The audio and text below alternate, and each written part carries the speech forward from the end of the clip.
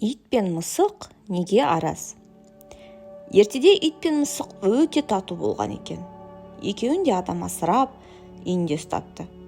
Күндердің бір күнінде адамның май сіңген тері дорбаға салып сақтап жүрген алтыны жоғалады.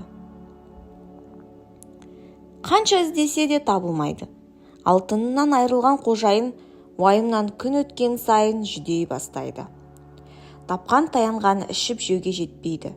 Мұны көрген ит пен мысық қатты қынжылып, қожасының жоғалған алтынын іздеуге кіріседі.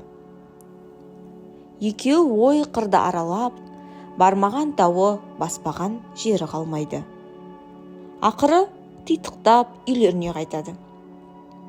Ит пен мысық ұнжырғасы түсіп, үнсіз келе жатқанда, кенет қожасының май сіңген дорбасының иісі мұрындарын жарып жібере жаздайды.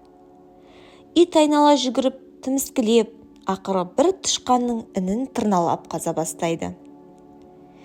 Ит көп азаптанып, ақыры тышқан тығып қойған алтынды тауып алады. «Мынаны көрдің бе?» деп алтынды мысықтың алдына лақтырады.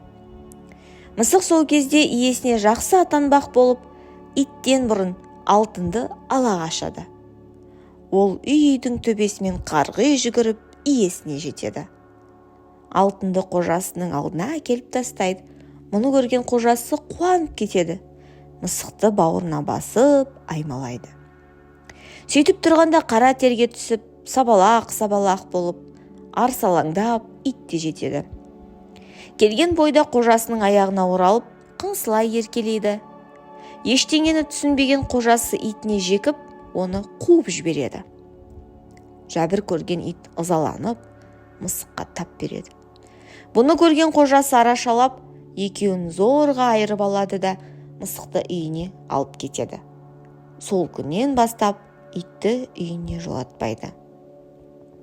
Міне, содан бері ит пен мысық бірімен бірі араз болыпты.